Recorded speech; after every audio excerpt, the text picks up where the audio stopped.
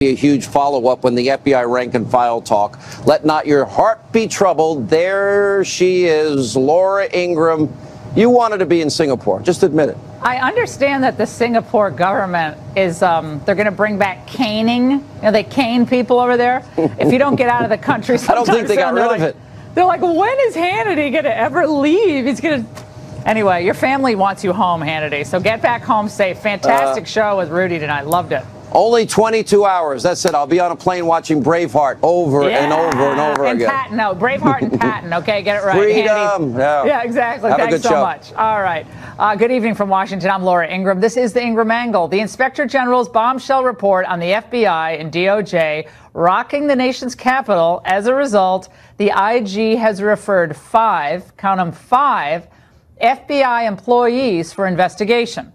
Now, we have full analysis and reaction tonight from every angle, including the first remarks from the House Intel Chair, Devin Nunes. Here are the highlights to bring you up to speed really quickly.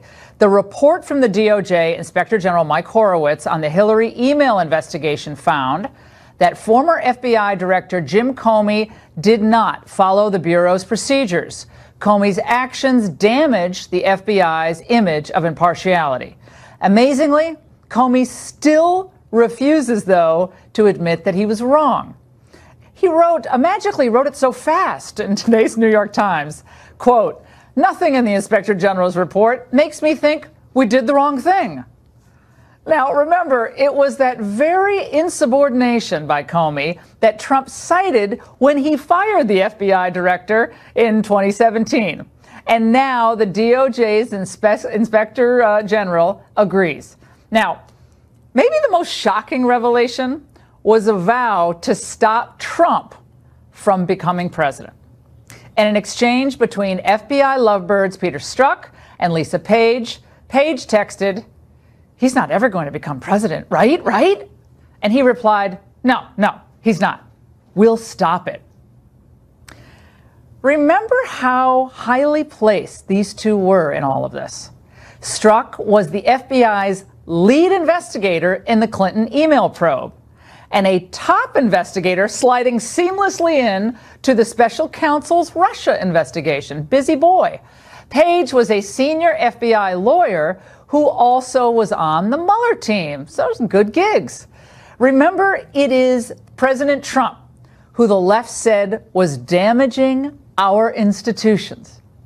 Him, not the rest. President Trump will stop at nothing to discredit the institutions that are meant to keep leaders honest. But the level of lying in this administration has already greatly exceeded that which was done in the Nixon administration. And I think it's sort of silly to compare Nixon and Trump, but this is extraordinarily corrosive and damaging to our system. Those people are weirdly non-political. They're doing their job. They believe in their job, but they're not super political people. It sows distrust in our institutions, and I think it's irresponsible, and maybe he needs a history lesson.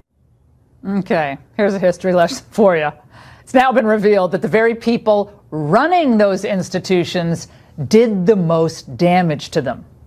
Despite Strzok and Page's toxic texts, the IG said their bias did not directly affect their actions, which is fairly astounding. It's a shocking finding, really, when you take into account all that we've learned. Now, let's review today's report with our top-notch panel of experts. Saul Weisenberg was the Whitewater Deputy Independent Counsel who interviewed, remember, President Clinton, retired FBI Special Agent Bobby Chacon, and John Solomon, investigative reporter for The Hill. All right, I want to get to so much with all of you. John Solomon, of all the things we learned in this report, to you, what is the most shocking? I don't think anything's shocking. We've been reporting this for months, right? No, thanks. That's a great line. That's a great lead-in to the segment. But there is a really consequential thing about this report. The president is reportedly under investigation for obstruction for firing James Comey. This report makes clear he wasn't fired for stopping the Russia case. He was fired because he was incompetent. He violated the Justice Department rules. If you're the president's lawyers, you have a get-out-of-jail card with Bob Mueller with this report. It makes clear he should have been fired for insubordination. In May 2017, I want Saul to react to this. Mueller was appointed special counsel, and the next day Strzok and Page exchanged texts. And the discussion is whether Strzok should join the special counsel's investigation. And Strzok wrote, "For me, in this case, I personally have a sense of unfinished business. I unleashed it with the mid-year investigation, MYE. Now I need to fix it and finish it." So when Solomon says he's not shocked by anything in this, sorry, John, that is a shocking revelation. He wants to finish it. Big talk from such a little man. Saul. Well, you know, it's shocking. Something can be shocking but not surprising. And he shouldn't have, I've said before, even if we didn't know any of this stuff, he had no business transferring over to the Russiagate investigation or whatever you want to call it. But I think I look at the OIG report, and I think they do say that Strzok is biased and left a big cloud over the organization. What they said is, we can't say that other people made decisions too, and we can't say that his decisions, that his bias infected them. But you look at one thing in particular that is stunning in this report and is very ironic. The OIG cannot explain. They said there's no rational explanation why, after they found over 300,000 Clinton emails on the Wiener laptop in late September, the FBI did nothing for a month. I say that it's ironic because it's pretty clear there's a real possibility they did nothing because they thought it would hurt Mrs. Clinton during the election. But by waiting so long, when they finally were pressured by the Southern District of New York and decided they had to act, Director Comey said, well, I had to make my statement because I didn't think to Congress, because I didn't think we'd finish analyzing the emails before the election. If he had done his job, if they had all done their job in late September when they learned about the Clinton emails on the Wiener laptop, they would have been finished and he wouldn't have made that incredibly damaging announcement. And I think the reason that they just stood down is because they didn't want to hurt Mrs. Clinton. I see no other rational explanation for that, and neither does Mr. Horowitz. He won't. Yeah. He doesn't say we had any proof of it. He just says we can't understand this. Yeah, we can't explain it. It's really amazing. On page 294 of the report, Bobby, there's this. It kind of jumps out of the page at you. It's titled "Hillary Clinton and Foundation: Crime Against Children," and it's referencing all the emails that were on this Wiener laptop. And there was an effort to, I guess, sequester certain emails away from the probe. You can see, Coleman's notes from October 4th contain the following entry: Anthony Weiner, unrelated. Anthony Weiner texting 15-year-old sexually explicit initial analysis of laptop, thousands of emails, etc. But they had a conversation about which emails would be allowed to be looked at in this case and which would be set aside. And that also raises a lot of questions. I mean, Huma Abedin and Hillary Clinton exchanged thousands of emails, apparently, that were not, I don't think they were looked at in this investigation at all. And, Bobby, your reaction to where we are here.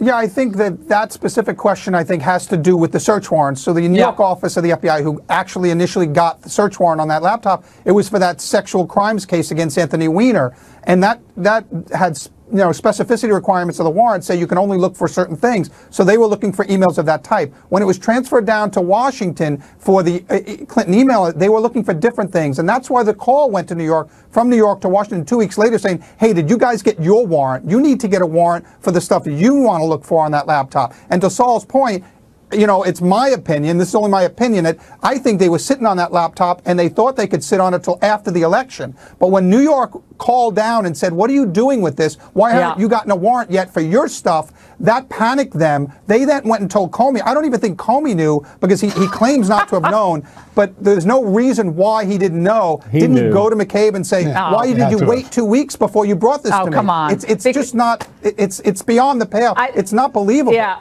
And remember, Obama supposedly didn't know anything either, guys. Solomon, I got to get you to weigh in on this. Right. Remember back in 2015 when the Hillary private server classified information thing blew up, the president was asked a question by Bill Plant. Let's watch. Mr. President, when did you first learn that Hillary Clinton used an email system outside the U.S. government for official business while she was Secretary of State? At the same time, everybody else learned it through news reports. That was a lie. That was a lie. Page 425. We want to be really specific on this show tonight so people understand that we're actually going through this report. There are a lot of headline readers who are going to say, oh, there's nothing in this report. There's a lot in this report. It's fascinating. We identified numerous instances in which Comey used a sorry, I'm reading the wrong thing. Where's the one I'm supposed to read, Tommy? Yeah, I'll just read it off the screen. FBI analyst and prosecutor 2 told us that former President Barack Obama was one of the 13 individuals with whom Clinton had direct contact using her ClintonEmail.com account. One of 13 people. He had a pseudonym, like a lot of presidents do, with his official email. But he lied about it. There's no doubt. Why did he lie about it? Why wouldn't he say, yeah, you know something, I think I might have? It's a great question. We don't know the answer, and someone should ask President Obama. There's a lot of things about the Clinton email case that go back to the idea that she was treated differently and that there are still unprosecuted crimes still under the statute of limitations that this FBI and this Justice Department could potentially look at. One of them is the destruction of the server. How could it be that a Clinton team instructed someone or caused someone to destroy emails that were under subpoena by Congress and no one's been charged? They get immunity, they move on. I want to make one other thing that Sal said that was really important today. He talked about the difference in the way they handle this.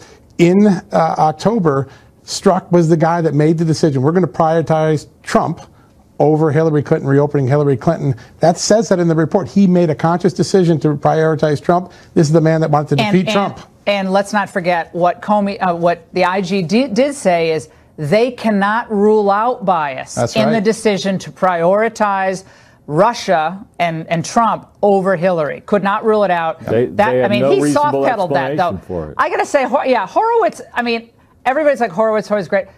He seemed to soft-pedal a lot here. I know you can only conclude with the documents. I get that, but it was really, it didn't put yourself into a pretzel to come across as light on some of these guys as I think he did. I want to read something that I know, Saul, you're very interested in about Paul Combetta, who was the individual who worked for Hillary Clinton involving the deletion of emails and so forth. This is page 147 of the report. Don't we all feel like we're back in law school here, Saul? 147, get your highlighters out.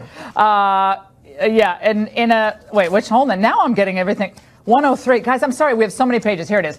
Combetta stated that only he and one other administrator had the ability to delete a mailbox from the server. When the agent showed him the documentation indicating that an administrator had manually deleted backup files and used BleachBit on March 31st, 2015, he stated that he did not recall. In addition, he stated that he could not recall the content of the March 25th, 2015 call with Kendall and Mills. In sum, Combetta took responsibility for the deletions without implicating Clinton or her attorneys. Saul. Well, just think, you look at this is just absolutely sickening how they handled this person, Combetta. First of all, in their opinion, he had lied to them twice in regular interviews, and he had then declined to answer certain questions invoking the Fifth Amendment. But the agents thought, and the prosecutors thought he had lied, and they thought they had a decent chance. I think they had enough to do an indictment. Now, if this had been Bob Mueller, think of what he did to Papadopoulos. If this had been Bob Mueller or any other aggressive special counsel, they would have indicted him and put the fear of God into him and then tried to flip him. Here, he lies to them twice. They give him immunity. And he comes in and finally admits that he obstructed justice, which is what they suspected, by erasing items that were under subpoena or under an order to preserve them. But after admitting that, he says, you know what, that crucial conversation I had about these deletions on March 25th with David Kendall and Cheryl Mills. I can't remember anything about that. Now, this to me, I know everybody's down on special counsels, but this to me is why there should have been a special counsel in this investigation, because a special counsel comes in and does a serious investigation, is a prominent person who is not intimidated by Mrs. Clinton or anybody else or David Kendall, and puts the fear of God into people. And that simply wasn't done here. I mean, in addition to all of that, the decision at the end, I mean, they had already given up, but the decision at the end to let Cheryl Mills and Ms. Samuelson just sit in on the investigation of Mrs. Clinton, and the excuses for why they didn't issue a grand jury subpoena are just absolutely appalling to me. Again, Bobby, this is just not the way Bob Mueller would have done it. Yeah, so Bobby, I have to ask you, we also learned a couple other things. We learned that Jim Comey himself used a Gmail account for his official business. So it's like contagious here, okay? So he uses an unsecure email account to do FBI business, number one. Number two, we learned that FBI agents routinely got little perks and benefits from journalists when they had no business talking to journalists. I guess they got tickets to things, dinners and the like. What about that? Yeah, I mean, so they got treated to drinks and meals after work, golf outings. What is that? And by the way, some of them were attorneys. They were attorneys. Yeah, it's hard to understand what was going on there. You know, the rank and file out in the field offices of the FBI often rolls its eyes at a lot of things that FBI headquarters does, and I'm sure that's happening, today and will happen tomorrow. I mean, we often, keep our distance from FBI headquarters. It's unbelievable now to hear, this stuff coming out. First of all, these guys never should have been running an investigation. These investigations should have been run out of the Washington field office by experienced agents who do this day in and day out. These were FBI managers who are not investigators. They left the investigative world years ago to go into the management chain and work their way up. So these are not seasoned investigators, no matter what they want to call themselves. This needed to be done out of a field office. FBI headquarters provides oversight, but they shouldn't be the one making the investigative decisions. And because as you get higher in any bureaucracy, you become more politically sensitive. This was being done by politically sensitive people. Now, to Saul's point, I think that there's a stark difference between these two investigations, the Clinton investigation and the Russian investigation. And since we have the same basic investigative team starting out both, we need to know why there was a difference. Well, now we know. Now we know the biases that were brought to the table. Now we know that, Strzok, he wanted to reprioritize the Russian investigation over the Clinton email investigation. They were wholly done differently. I still want to know why a grand jury was never seated for the Clinton email investigation. It was a very, not very aggressive investigation, in my opinion. You have to seat a grand jury. You have to issue grand jury subpoenas. You have to put people under oath before a grand jury if you want to do a serious and aggressive investigation. There were some subpoenas. Just to make it clear, there were some grand jury subpoenas, but no witnesses were ever forced to come to the grand jury. No, and people are given immunity who should never have been given immunity. In one point, they were shocked that, I think it was Cheryl Mills, who was in a meeting when they were discussing whether to subpoena Hillary Clinton. What is Cheryl Mills doing, a close associate of Mrs. Clinton, doing in an FBI conversation about whether to issue this subpoena? A potential witness in the same case. This is like, Saul, you learned this, right, in ethics class in law school, right? Continuing legal education. Do we actually have to do that, I guess, for the FBI? I mean, this is insanity, complete craziness. Anyway, great panel. Great panel to all of you. Thank you so much for your insights. Laura. And I want you to stay right there for important reaction to the IG report. You're not going to see anywhere else. My exclusive interview with the House Intel Chair, Devin Nunes, just moments away. It's the Father's Day sale at Ace. Save $100 on what Dad really wants.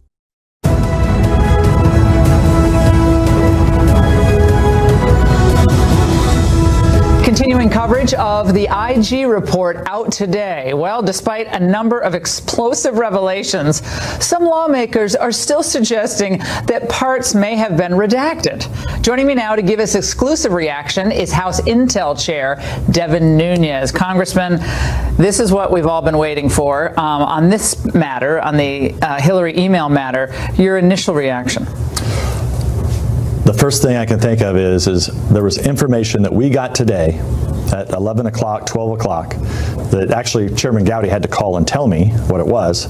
Text messages that we had been asking for since late last year. Now, these are text messages that clearly were pertinent to our investigation into FISA abuse and the Russia investigation, whether or not there was collusion. These are emails or text messages that somebody held from us. So every day that goes by, there is a new example of obstruction of a congressional investigation. So I want to read to you an exchange between Lisa Page and Peter Strzok, the star-crossed lovers. She basically said, she was, we're worried. Donald Trump's not going to get elected, right? And he answers, basically, don't worry, we'll stop it. No, we'll stop it. Right. What does that tell you? Well, what's the worse, lead investigator. that's the lead bad investigator. Okay, he was the lead investigator on the Clinton email case. He's the lead investigator that starts off the counterintelligence investigation using our intelligence agencies to go after and target the Trump campaign. This is the guy who leads that off. But worse than all that, and I just want to repeat what I said in the opening, why wasn't that given to Congress? Why did I find out about that today at noon? I mean, this is a classic case of obstruction. But then the question is, who's going to go investigate these guys? I mean, we're going to come out, we're going to be very transparent with the American people. We're ultimately going to get all the documents that we want. And ultimately, this is all going to spill out. And then people are going to ask, well, what are you going to do? Who's going to get busted? Who's going to go to jail? So Lisa Page's text was released before, but the Strzok, don't worry, we'll stop it. No, we'll stop it. Right. That came today. And how could that have possibly been redacted? And that's the problem. They keep blacking things out across the board, not giving us documents that at the end of the day always end up being very pertinent to our investigation. The IG wrote the following in one part of the report. Under these circumstances, we did not have confidence that Strzok's decision to prioritize the Russia investigation over the following up on the mid-year related investigative lead discovered on the Wiener laptop was free from bias. So the IG cannot confidently state that decision was not free from bias, but they're all dining out on the fact on the left, well, there was no political bias on the part of Comey that was found. So they're trying to really downplay it. Yeah, and let me tell you what we know about that at the time. So we actually had, and I've never actually said this before, because we had whistleblowers, but we couldn't really use the information, but now that it's in the IG report, we can. We had whistleblowers that came to us in late September of 2016 who talked to us about this laptop sitting up in New York that had additional emails on it. I mean, the House Intelligence Committee, we had that, but we couldn't do anything with it. When was that again? In 2016. What, do you know when exactly? I think it was late September. Okay, so ultimately, they didn't move on this until late October. So good FBI agents brought this to our attention, but what could we do with it?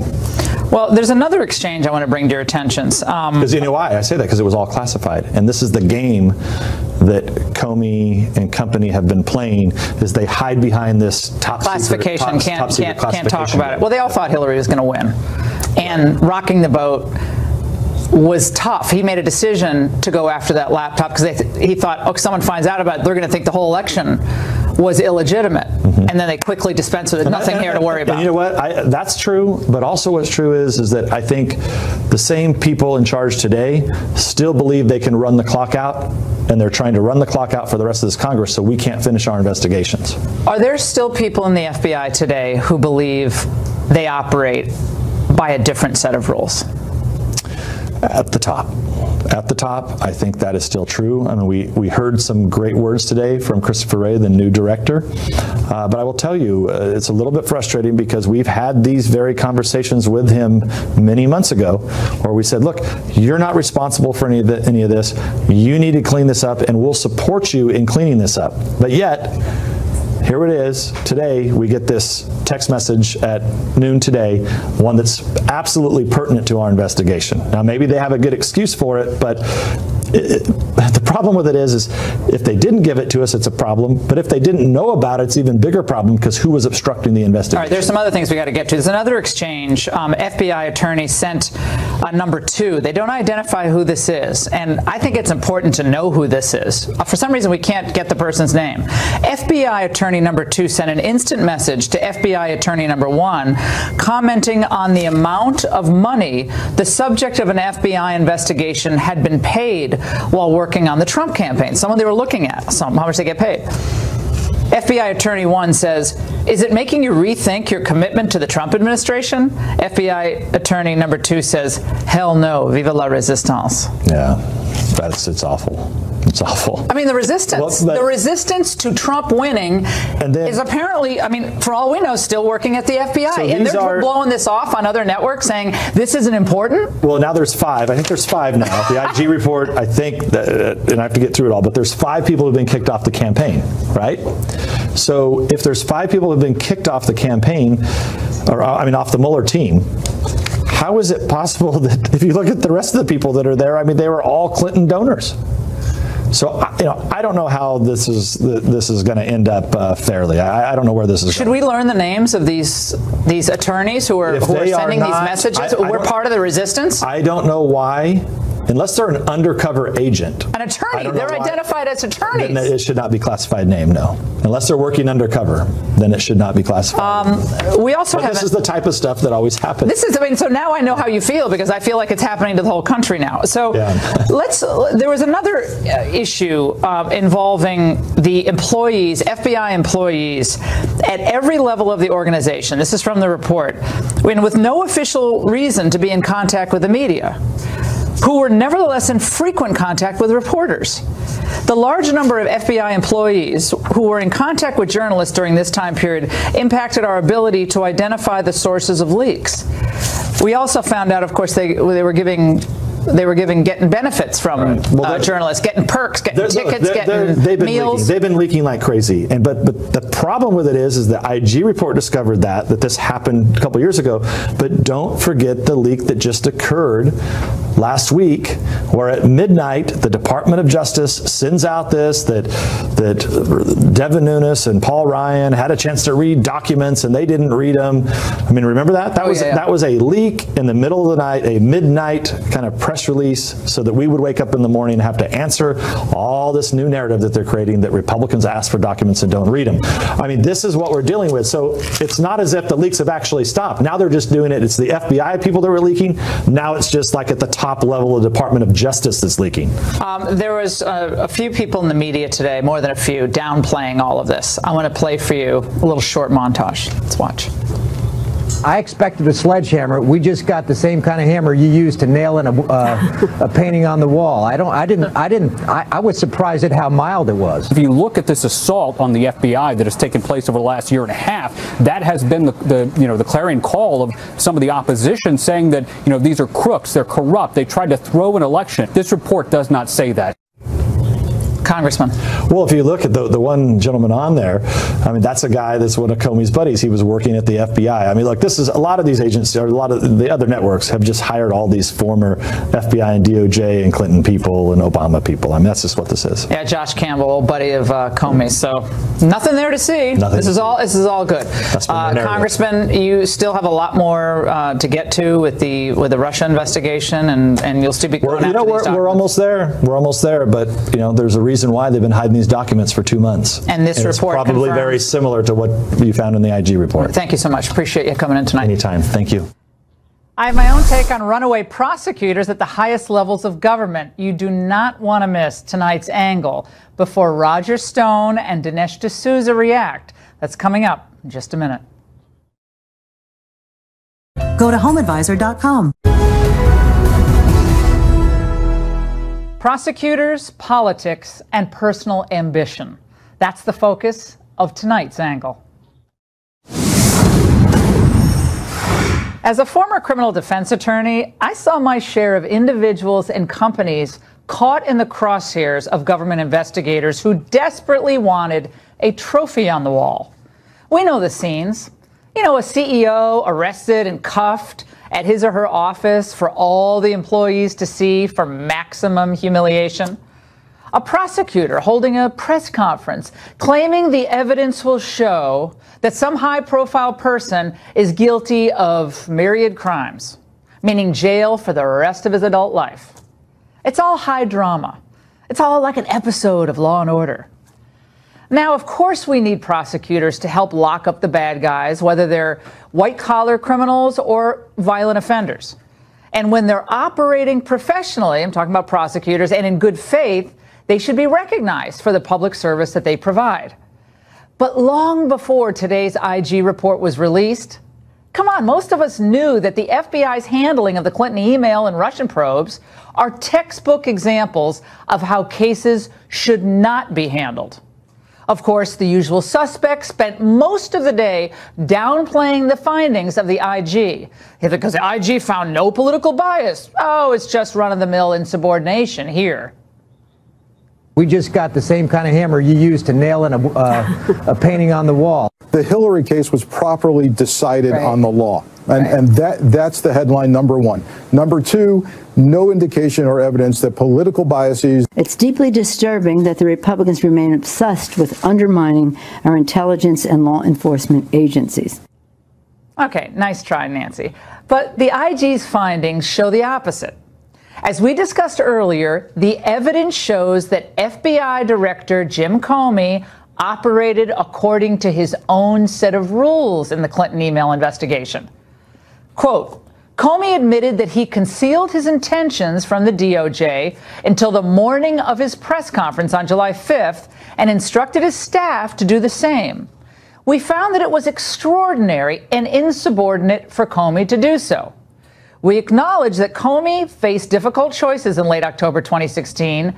However, we found it extraordinary that Comey assessed that it was best that the FBI director not speak directly with the Attorney General and the Deputy Attorney General. Like so many people in this town, he thought, Jim Comey, that his title gave him license to ignore basic prosecutorial protocols. And no wonder he wasn't all that keen on pursuing Hillary's use of an unsecured server, given the fact that we found out today that he himself was using a personal Gmail account to conduct government business. Even Hillary referenced that in a tweet today. And if you, like I, thought Comey came off as imperious in television interviews for that stupid book of his, check out this tweet. He said today in a tweet, I respect the DOJ IG office, which is why I urge them to do this review. The conclusions are reasonable, even though I disagree with some. People of good faith can see an unprecedented situation differently. I pray no director faces it again. Thanks to IG's people for hard work. Well, he lost me at people of good faith. And notice, by the way, how he makes himself out to be the victim here. It's unbelievable. Comey should change his middle name to Hubris. The man has learned absolutely nothing from this experience. And remember, by the way, this is the guy who signed off on 3 FISA applications and didn't think it was necessary to tell the FISA court that Hillary paid for the Steele dossier. This was the same man who allowed Peter Strzok, the FBI agent, to change the description of Mrs. Clinton's use of the private server from grossly negligent to merely extremely careless, so as not to trigger the underlying criminal statute. But of course, there was this breaking news to compete with the IG release today. The New York Attorney General has just announced a lawsuit against the Donald J. Trump Foundation. Filed just less than an hour ago a 41-page civil complaint alleging that the Donald J. Trump Foundation was actually an empty shell. New York's Attorney General is suing President Trump and his 3 oldest children, alleging, quote, self-dealing and other persistent illegal conduct at the president's charity. Oh, I'm sure this is all just a coincidence. The timing of this lawsuit, come on, against the Trump Foundation is beyond suspicious. Now, remember, it comes from the New York Attorney General's office. Consider the source.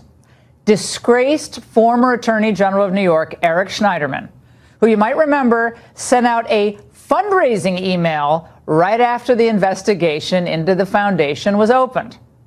He's a truly odious figure who abused and humiliated his female victims, and then used his office and his position to threaten them into silence. Mark my words, we haven't heard the last of what he did to his victims. And the person who continues his crusade, Barbara Underwood, who said upon taking over for Schneiderman, quote, "I believe this job at this moment in history is the most important job I have ever had." Oh yeah, little subtlety there. Well, think about it. Donald Trump operated a foundation that had zero overhead, no administrative costs, and gave away more than $19 million to a variety of charitable causes. Trump and his companies personally poured $8 million into the foundation. Now, there was a mistaken contribution made to Pam Bondi's campaign, but that was rectified once it was discovered. In other words, this is penny ante stuff that would never be pursued by the New York State Attorney General's office if Donald Trump hadn't gotten into politics. This is yet another example of politicized law enforcement, an abuse of process. This time it was through a civil action on the state level. Where were they, by the way, at the federal level when the Clinton Foundation was accepting funds from foreign governments while Hillary was Secretary of State, sometimes then wanting to get meetings with Hillary? Meanwhile, Comey and his political activists, posing as agents, bent the legal standards for Hillary Clinton, allowing her to walk free. And they assumed that she was going to be going into the White House. Let's not forget. Clinton, in setting up that private server, made up her own rules, just as Comey did in clearing her of any criminal wrongdoing. My friends, this is all a hideous perversion of justice. Now FBI Director Christopher Wray is insisting their IG report clears the FBI, though, of structural responsibility. Nothing in this report impugns the integrity of our workforce as a whole. Chris Wray, I'm sorry, you're wrong. Chris, there are consequences. The consequences are that your fellow citizens question whether or not they can have confidence in the world's premier law enforcement agency. Remember when Jim Comey said this, by the way? It makes me mildly nauseous to think that we might have had some impact on the election. It makes me wildly nauseous reading this IG report and learning how Comey and his colleagues intended to impact the election. And they failed. And that's the angle. Two men who know all too well what it's like to be targeted by the government. Stay right there, because Roger Stone and Dinesh D'Souza react next. I have time. Joining us now are two men who have been unfairly targeted by investigators, tangled up in that mess. Informal presidential advisor Roger Stone, author of the new book, Stone's Rules, How to Win at Politics, Business and Style, and filmmaker Dinesh D'Souza, whose new movie, Death of a Nation, Can We Save America a Second Time, comes out August 3rd. Looking forward to that. Both of you, it's great to have you both on tonight. So, Dinesh, let's start with you. Whether it's the New York State Attorney General's office going after the Trump Foundation that gave away $19 million with no overhead, no administrative costs, which a lot of wealthy people do. They set up their own private foundations and then donate the money from there. Whether that or the what we find out about the bias of Peter Strzok and the merry band of prosecutors at the IG's from the IG's report, what's your takeaway tonight? What should the American people be thinking? I think the American people, like me, are arriving at the dismaying realization that in America today, there are quite a few criminals with badges. Now, growing up as I did in India, we had a lot of corruption, and we knew that there were criminals on the street, and there were criminals with badges.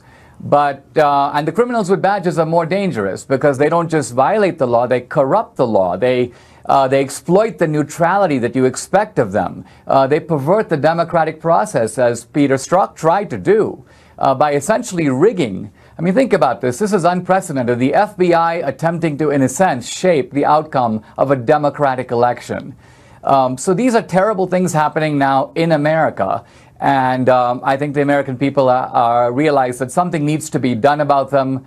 And it's not enough to know about them. Some action needs to be taken. But it's like you're operating in an alternative universe if you watch any of the other networks tonight. It's no big deal. Let's move on to Stormy Daniels. Roger, I have to read part of this report. A lot of stuff not being covered at all, again, by other media outlets.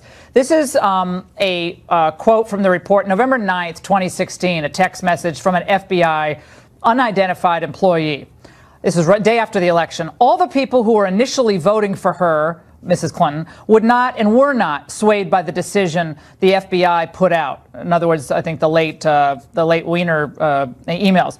Trump's supporters were all poor to middle class, uneducated, lazy POS that think he will magically grant them jobs for doing nothing. They probably didn't watch the debates, aren't fully educated on his policies, and are stupidly wrapped up in his unmerited enthusiasm. Has anything ever encapsulated, Roger, the elite's disdain for the American people? No, and I think when we get to the bottom of it, we're going to find out that at the end of the day, the Obama Justice Department, the Obama FBI, used the authority and the capability of the state and a bogus dossier to conduct surveillance on the Republican candidate for president and to infiltrate his campaign with spies. So FBI Director Wray today says, well, we respect the congressional oversight, at the same time refusing to hand over any information regarding that very FBI infiltration of the Trump campaign. Dinesh, magically, Jim Comey already has written an op-ed for the New York Times. Okay, it comes out, it's already written, it's published today. I'm just going to share a small part of it.